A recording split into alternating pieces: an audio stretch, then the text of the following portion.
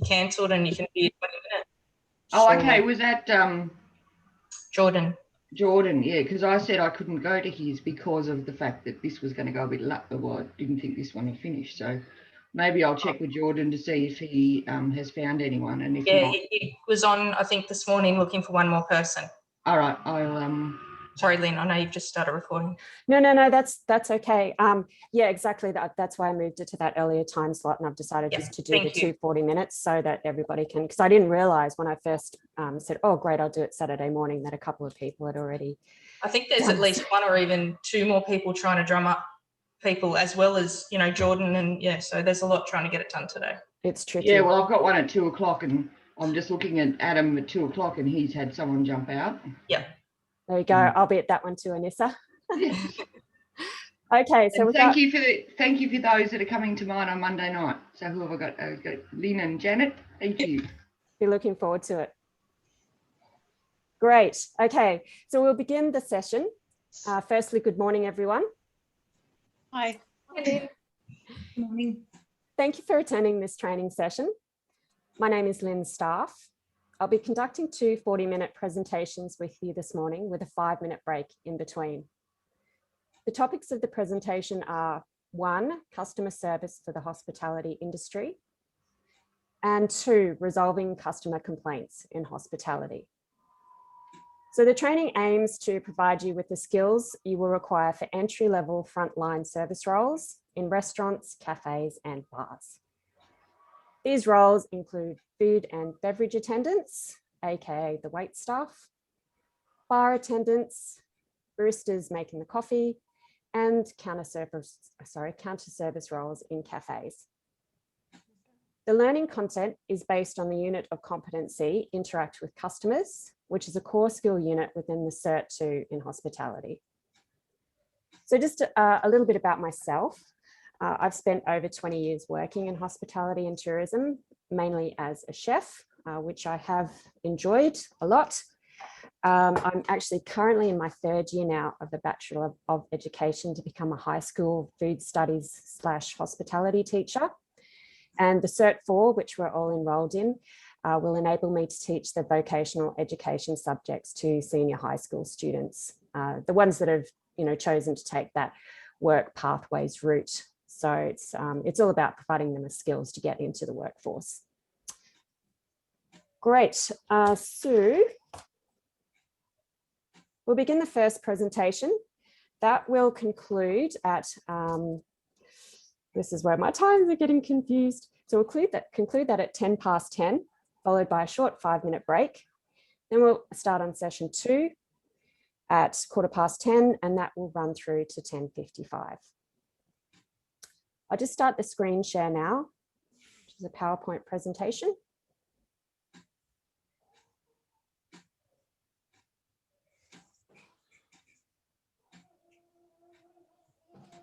Great.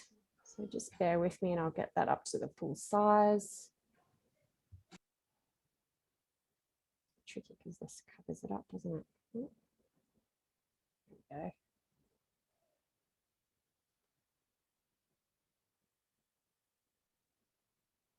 Excellent. Can everyone see that clearly? Yep, great. So customer service for hospitality. And as I said, we're looking at those frontline customer service roles, commonly known as the front of house. So in cafes, restaurants, and bars, they're the people who are dealing with customers on a daily basis. Just a quick run through of the session expectations. Please mute your microphones when you're not speaking, as sometimes there can be a bit of feedback, which is distracting. Please, you're more than welcome to ask questions at any time and contribute to the discussions. One of the best ways to learn is to learn from other people's experience. So that would be great if everybody could contribute. Thirdly, please just be respectful to the other participants, just things like taking turns and speaking. And if everyone could pop their mobile phones on silent for the duration of the presentation. Workplace health and safety considerations. It is known that there's negative side effects of sitting for long periods looking at a screen. So just during the presentation, you know, feel free just to have a bit of stretch and even look up and refocus occasionally. That helps as well. And then during that 5-minute break between the 2 sessions, stand up and please stretch your legs and go for a walk around. And just to let you know that the session is being recorded for training purposes. Moving on to the goals, the training goals. So this training is designed for frontline service personnel who operate under close supervision and with guidance from others. By the end of this session, you'll be able to, 1, list the benefits of good customer service, 2, identify strategies to create a good customer service experience. So they're the actual things that you can do every day at work to get on good terms with your customer as soon as they walk through the door. The benefits to yourselves for knowing this are that you will improve your customer service skills, which will result in happier customers and a more rewarding day at work. So obviously it's better to deal with happy customers. Smiles are much nicer than scowls and frowns. And you get that satisfaction of knowing that you've had a job well done. And it's always nice when customers thank you. So the session structure, as I said, it's 40 minutes and I've broken it into 2 parts. The first will focus on what is good customer service and what the benefits are. And then in part 2, we'll look at those specific ways to create a good customer service experience. And there's a very short quiz just at the end. So I thought we'd have a little icebreaker around the Zoom room. If everyone would just like to take a moment to just let us know where you're coming from, perhaps a little bit of industry background, and just with the cert for what you're hoping or where you're hoping to go with that as well. I'll go first. My name's Anissa Dorman and I live in Albury, Wodonga. I'm a chartered accountant working full-time in the accounting industry, plus also started teaching accounting and bookkeeping at Wodonga TAFE. So the reason I'm doing the TAE is for that teaching role, which I've been doing for 18 months, but I need to get this finished so I can start assessing. Wow, excellent. So you can teach without, but you just can't do the assessment without the cert form. Yes, that's because I've done the presentation. I think the only one I needed to do was the BSB one to be able to actually start presenting. And then I was able to start doing that with someone reviews my assessment, my teaching, and I have someone as a mentor while I do that. Fantastic. So you're already in the game. That's really good. Yes. Who'd like to go next? I'll go next. Thanks, Beverly. Can you hear me? Yes, yes.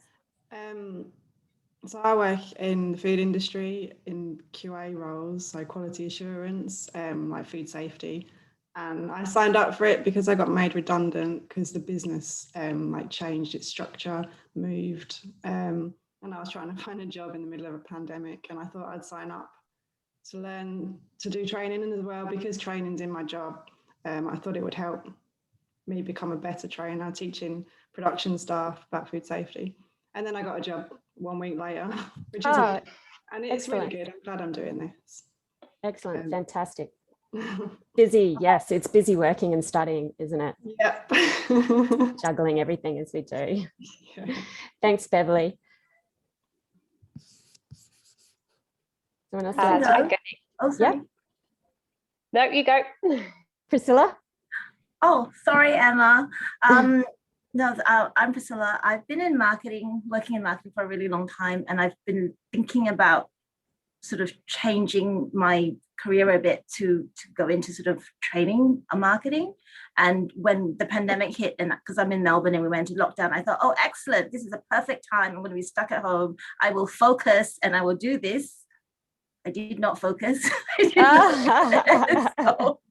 I'm still working on it. So the dream is still there. I just have to kind of get organized better. Don't worry, Priscilla. You're not the only one. I need to finish mine by the end of April. And I'm only halfway. I think I've got till July. So yes. There you go. So you're better off than me. But I'm determined to get there. I'm just concerted effort now. So thank you. Emma? Hi, so I'm Emma. I'm in Newcastle, New South Wales. I work in pharmacy. I'm a senior technician, and I'm doing this because I can then mentor the new assistants that are coming through so that they can become technicians. Excellent. Interesting pharmacy industry. How is the do you have any, like, is there a lot of discussion about the COVID vaccinations? And yeah, so I'm in hospital pharmacy, so I'm in the John Hunter up here, so we are at the moment looking at getting the vaccines in for staff, and hopefully we don't have to become a hub for public, but we will see how that goes. yeah, oh, well, good luck with it. I think everyone's hanging on the outcome of vaccinations. Yes, it's a very debate at the moment. Mm. Thank you. Someone else? Janet, thank you. I'm Janet Curran. I'm in Dubbo, New South Wales. I work in Aboriginal Health as a senior manager, and I manage a number of programs. So it was I thought it was really good to have this qualification because I do a lot of training with staff. So I wanted to get something more formal behind me. That must be an interesting area to work in. Yeah. I work with drug and alcohol, manage a rehab facility, and also a mums and bubs program. So wow. Two very different programs, but yeah, interesting. Yeah, very, very interesting. Thank you very much. So my name's Christine, and I'm from Horsham, Victoria, and I'm a jockey, and I'm doing this course so that one day when I retire from riding, I can keep doing what I already do, which is mentor and train other people to do what I do. wow, thanks, Christine. You're the first jockey, female or otherwise, I've ever met. So I just find that really interesting. I've never had anything to do with horses in my life. So yeah, kind of quite fascinating, actually, that whole side. Did you grow up with horses? I had to beg my parents for horses. My sister and I tricked my father into getting us one each. We sounds terrible. We waited till he went to the pub and had a big night one night and got up the next morning and thanked him. He didn't know what we were thanking him for. He can't remember the night. I love it. I love it. Twist dad around your little finger and play a bit of a trick. Oh, that's really interesting because I just I have this assumption that to become something like a jockey, you would have had to have entered into that, from when you were really young in the family. Yeah. No horse racing at all in our family. Dad raced speedway cars. That was it. So wow. And it's interesting because out of the 4 children, I'm extremely short and extremely light, and the others are extremely tall and extremely heavy. So it was meant to be. Exactly. Yeah. And I've made a career out of it. I haven't really had to do another job. I really don't want to do another job, but eventually you get to an age you've got to retire. Yeah. So, good on you. Thanks, anyway. Christine. Thank you. Hello, I'm the other Emma. Hey, the other Emma. Yeah. My previous employment's been around finance, so I'm a mortgage broker. I've done accounting courses and things, but I enrolled in this course to sort of change careers, I suppose. I'm currently working in social housing, so that's very eye-opening. But yeah, I sort of just want to go down that path, I think, of maybe getting into the training of adults and helping people, which, is a good thing, I think. Oh, most definitely. Yeah. Thank you, Emma. And Fiona, I think you're last. Whoops. Yeah, hi. Sorry. My name's Fiona. I'm in Melbourne. I set up a company just before COVID called Reach and Belong, and it's to provide group activities to adults and teenagers with disabilities. And I have enjoyed doing this course because I'm actually formulating training for my staff through the course, and it's given me a really good guideline for that. It has been hard doing this one online, but I am using it for my work, and we are back up and running on Monday with our first program. So I'm really keen to implement all our COVID procedures because they do change quite a lot, and just get people back to integrating with each other and doing it in a very safe way, because I think that a lot of people with disabilities have just fallen through the cracks during lockdown, and it's quite devastating, really. So we will be up and running again and trying to just get a lot of socialization based around lots of different activities. Oh, fantastic. Thanks, Fiona. That sounds really interesting. And exactly, that impact of COVID has been far reaching. Great. Well, thank you everyone for jumping in there. We'll head into the body of the presentation now.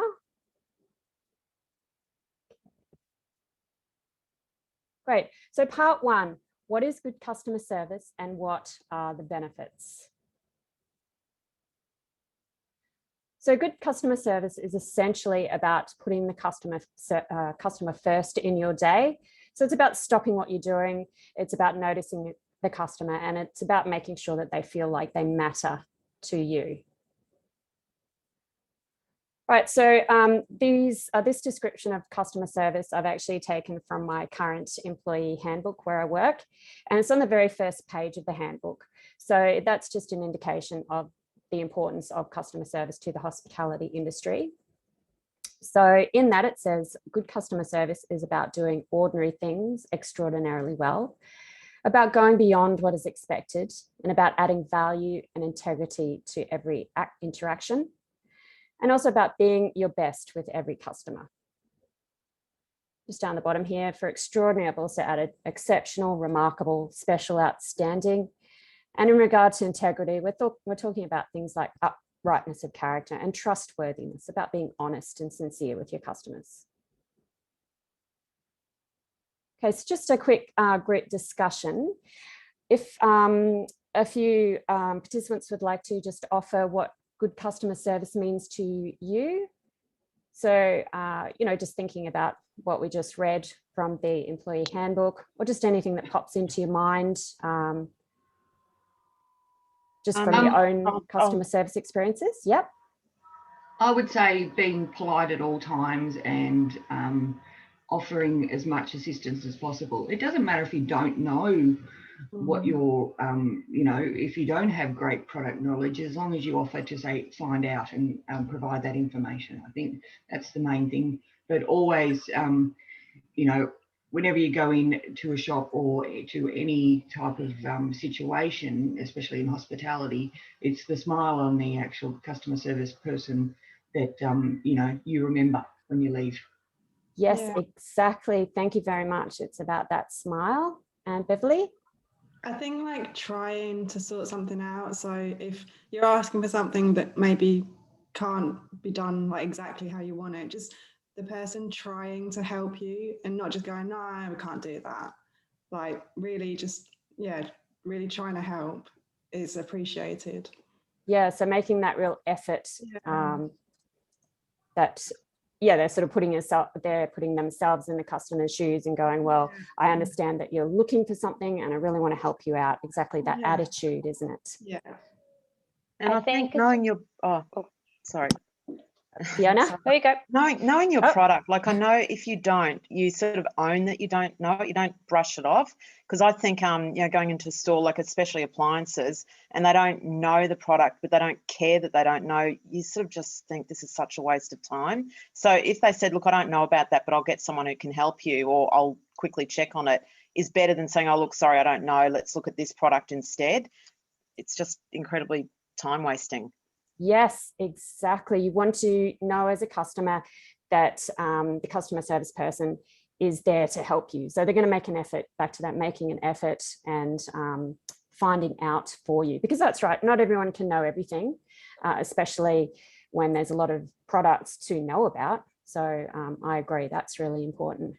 And anyone else like to jump in? I just want to say that one of the things that's really important for me is not walking out of a place feeling like I've wasted their time and that I've been in imposition, because I won't be going back. Okay, so is that the attitude then that you've picked up? Yeah. So, and it hasn't necessarily been in hospitality, but customer service, of course, even, you know, if you're going shopping, and some of the other participants have said, you know, don't brush the customer off. Offer to find out. If people just don't do those things, you walk out of there feeling like my very existence there was an imposition. And that means that I won't go back. Yeah. Yeah. Yes, so it's about making the customer feel welcome and comfortable and like what they want to know matters. Exactly.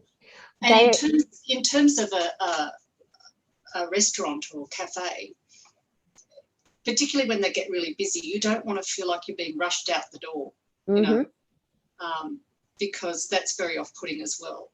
Oh, exactly. And one of those ways that that problem can be solved from the get-go is just to explain to the customer, if they come in, that there may be a wait longer than normal if, you know, it is an extraordinarily busy time. So it's about keeping the customer informed as well. So yeah, I agree. They're all excellent suggestions.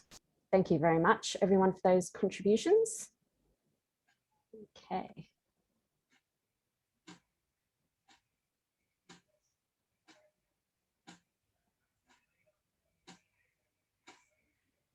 Great. So we've had a good discussion about what good customer service is, and there were some really good suggestions there from the customer's point of view as to what they're looking for. Now for the benefits of good customer service. So they're things like increased business profits, which leads to more jobs. So obviously, if the customers aren't coming through the door and spending money, then there will be no business and there will be no jobs. So that's right at the bottom of it. But of course, what we're talking about here today is, you know, levels above that in regard to good customer service.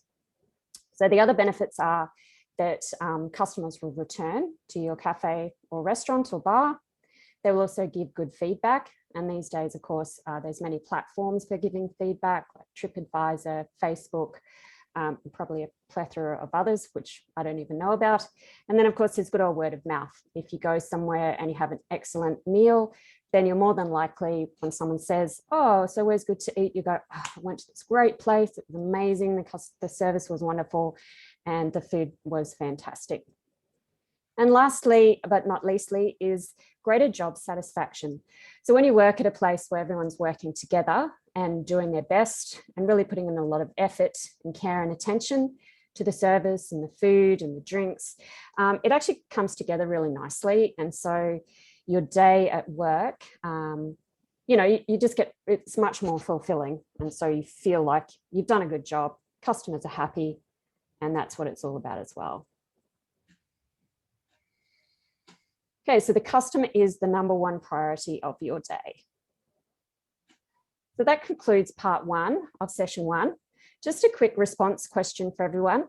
For a hospitality business to succeed, its #1 priority must be customer service. So you can just give a thumbs up on the screen or right down the bottom of your Zoom screen. There's a little reactions button. You can jump on there and give a thumbs up.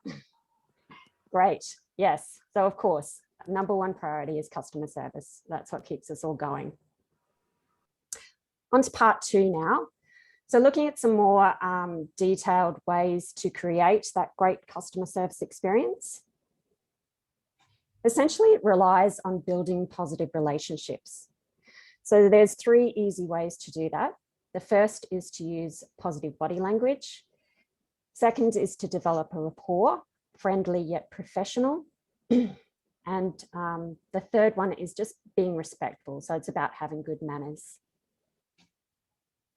Okay, so we'll go through each of these in a little bit more detail in the next few slides. The first one, using positive body language. So just a question, if a couple of people would like to jump in with some answers. What are some examples of positive body language? A smile. A smile. Looking at them when you talk to them or they're talking to you. Yes, fantastic.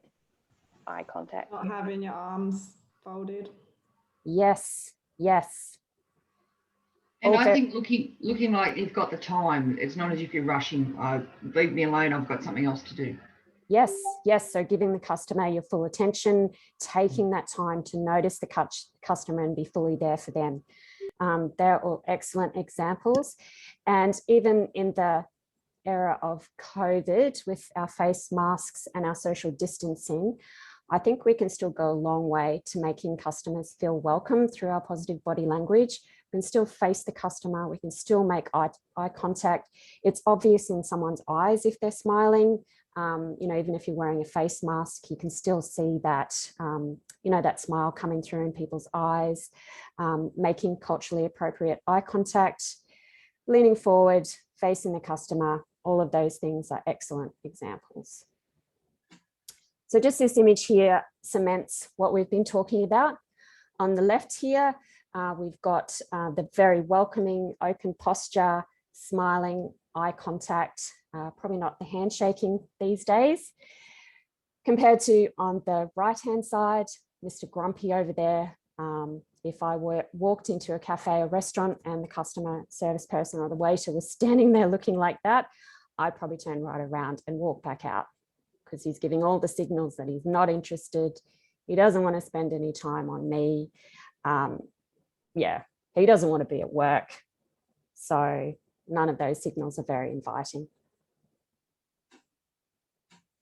Okay, moving on to the second way to develop those good relationships with your customers.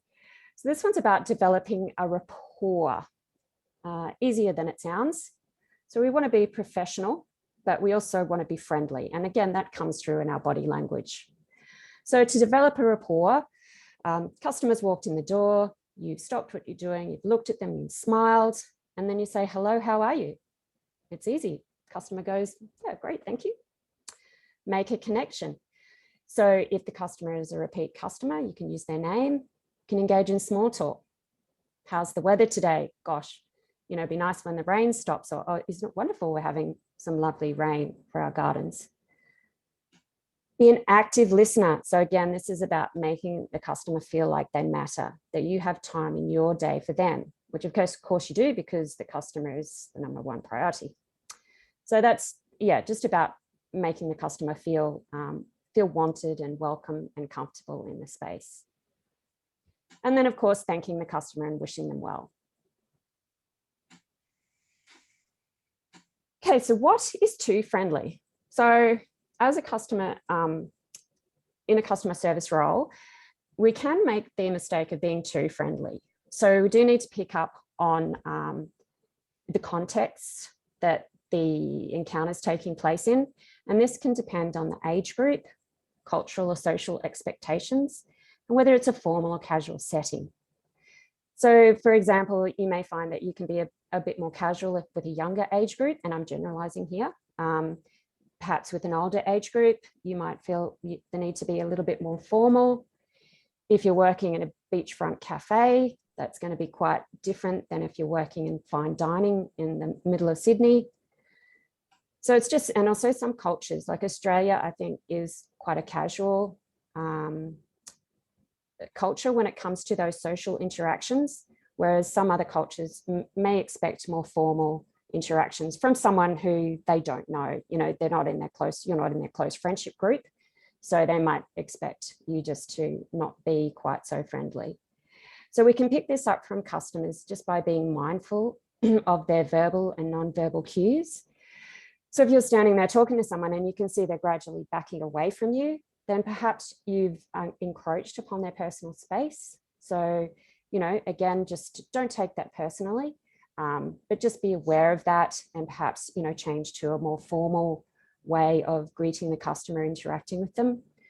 Same with eye contact. Some cultures, you know, it's not appropriate to maintain that eye contact. So just picking up, if they're not looking at you, then don't try to keep re-engaging them with eye contact. Just be sensitive and mindful of where they're coming from. So I'm going to switch to a YouTube video now, which runs for about 3 minutes. It's called The Bad Waiter. And the first little skit is the waiter being too friendly, just to give you an idea of what that might look like. And then he also goes on to make quite a few other bad customer service decisions throughout his day at work. So just have a look at that, and then we'll go into another group discussion afterwards. And I'll just ask people, you know, what are the things they picked up on that the waiter was doing wrong. And please let me know if there's some issues with the video. I think Zoom can be a little bit kind of sketchy when it comes with playing video through it. So I'll start the new share and jump into the video, and hopefully it goes okay. And I'll see you in a few minutes.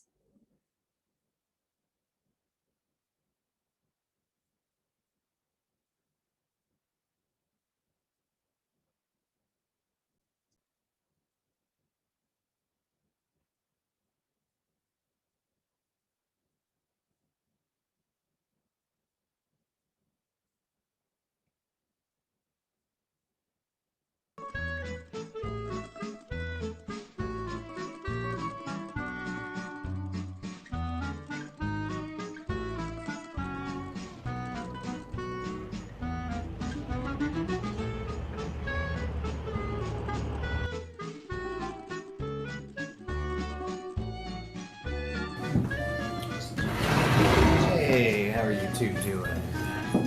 That's good. Well, I haven't seen you here before. I've seen you here a few times before. Yeah. I like this one much better. Yeah, that other one you usually bring here, not so much. How you doing? You guys been seeing each other for a long time? No, we're fairly new. Really? How you doing? I'm good. Good. Good. You like it here? Hope you come back a lot. Yeah. I guess we should probably order. What do you want? I'll take the tortilla crab salad. Tortilla crab salad. Nice choice. Salad, great. And you, sir? I'll have a Greek salad too, please. That's great. Okay, anything else I can get you right now? No, that should do it. Okay, great. Thank you. Thanks. Excuse me, I think I ordered the Greek salad. Excuse me, can I get the Greek salad? That's what I ordered. No. Excuse me, Yes. I think I ordered the Greek salad. Actually, you ordered the spinach salad. Excuse me, I think I ordered the Greek salad. No, that's too bad. I have a question. Yes. The chicken skewers, they come with a peanut sauce? Yes. Do you use real peanuts in that sauce? I wouldn't worry about it.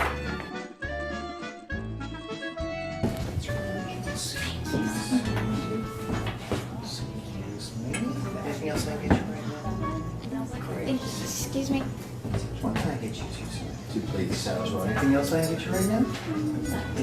Okay, great. I'll have those out to you real soon. Thanks so much. Thank you. Excuse me.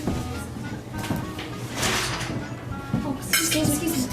Hi, we don't have any vinegar. Oh, I'm sorry. Here we go. Probably want some of these too. There you go. Anything else I can get you right now? Enjoy. Excuse me, sir.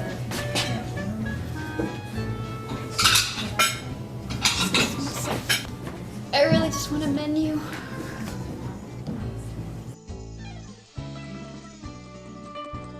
And I'll take care of this as soon as you're ready.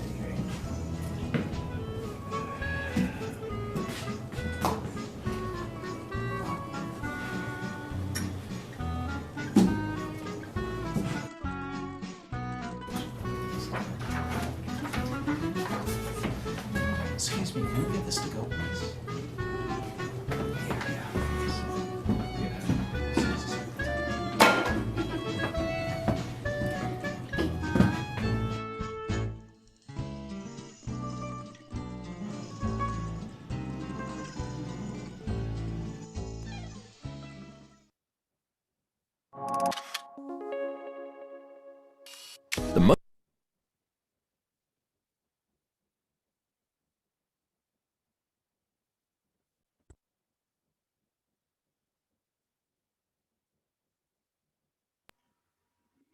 Some of them were very familiar. Ah, very familiar. Not all of them, just some. And I've worked with people like that. It just made me laugh. Yeah, it was a little bit humorous. It was a little bit old fashioned too. So yeah, anyway, great. So yeah, just a few examples of where it was all wrong, wasn't it? But just some specifics of what the waiter did wrong. Ignored customers. Ignored, yep. Was rude. Rude, yes. He rolled his eyes, he sighed. It looked like he was trying to get a date with the first lady himself. Oh yeah. Yes. Yeah, that was a bit off, really, wasn't it? It was quite old-fashioned, and yeah, exactly. Yeah, so too familiar. He didn't care that the lady didn't have the salad she wanted at all. Yes. So not caring, essentially. Yeah, wasn't trying to help, like get the order right or like make her happy. Yeah, trying to build up too much rapport or not enough rapport, like either end. Yes, exactly. He couldn't quite get it right, but then I don't know if he was actually interested in getting it right. Yeah, and rushing. I think that's always a thing, you know, trying to rush you to order or rush you to get out of the restaurant because you've got other people. Yep, exactly. Which again is kind of not really paying full attention to you as the customer there in the moment. They're thinking about all the other things they have to do, all the other customers they have to get through. Quickly, why don't you order? And that does come across to the customer. Okay, great. Well, they are some excellent examples of what not to do at work. Okay. Great. And then just the third way that we're looking at of building those positive customer relationships was about being respectful, which came up earlier in the presentation when we were talking about what good customer service means to us. And so one of those things is really about using manners, simple things like saying please, thank you, being respectful of differences, whether they be cultural, social, religious, age, gender, or ability. And also just the basics of never ignoring, shouting, arguing, or using sarcasm. So being mindful of all of those. So that concludes part 2 of the first presentation. Just another quick response question to give a thumbs up to. Is positive body language one way you can build good customer relationships? Yep, exactly. And it's a really simple one as well. And most people respond to that really well. You know, even if they're in a hurry and they don't have time for a chat, everyone likes to see a smile on someone's face. So in summary for the first presentation, these are the points that we want to take away from the session today. Firstly, that customer service is the #1 priority in your day. Secondly, that good customer service relies on developing positive relationships. And thirdly, positive relationships can be developed through positive body language, developing a rapport, and being respectful. Okay, very quick multiple choice quiz just to check for understanding. 5 questions as we run through. So question 1, what are some of the benefits of good customer service? A, customers who give good feedback. B, return customers. C, greater employee job satisfaction. Or D, all of the above. D. Definitely D. Yep, excellent. All of the above. Question 2, which 3 strategies listed below can help you to build positive customer relationships? A, use positive body language. B, ignore the customer. C, develop a rapport, friendly yet professional. And D, use good manners. So which 3 can help? A, C, D. Yep. Yes. A, C, D. Fantastic. A, C, D. And if you put a C in again, go A, C, D, C. It's a long way to the top. Yes. Great. Question 3. Which of the following is not a type of positive body language? A, smiling. B, standing with arms folded. C, facing the customer. D, making culturally appropriate eye contact. B. B. B. B, yes, standing with arms folded. Question 4, how could you develop a good rapport with a customer? A, use the customer's name. B, thank the customer and wish them well. C, be an active listener. D, all of the above. D. D. Yep. And last one, question 5. A characteristic of excellent customer service is A, telling the customer all about yourself. B, not paying attention to the customer. C, positive body language and professional yet friendly communication. Or D, not using good manners. C. C. So it's a characteristic of excellent customer service is C, positive body language and professional yet friendly communication. Okay. Great. How did everyone go with those? Everyone got most of them right? Good. Yeah. Fantastic. Just at the end here is a glossary of terms. For example, front of house, a term, unless you're in the industry, you might not be familiar with. So it's those employees that are in constant contact with customers every day. End of presentation 1. Thank you very much for listening and participating, everyone. Does anyone have any questions? No. All good, all fairly clear? Yeah. Yes. Excellent. You're all going to make great food and beverage attendants. So a copy of the PowerPoint was emailed to you along with the Zoom link. If you would like a copy of the link to the recording of this presentation, please just let me know via email and I can get that to you for future reference. So now we'll have a 5-minute break. I'd like to start the next session on time at 10:15 if possible, which just cuts our break short by 1 or 2 minutes. So there's no need to end the session on Zoom. If you want to just mute your microphone and stop your video, then just jump out, grab a drink of water and come back. And if you do accidentally end it, you just need to go back to the original Zoom link to get back into the session. And I'll see everyone in a few minutes for session 2. Thank you. Thank you. Thank you. See you soon.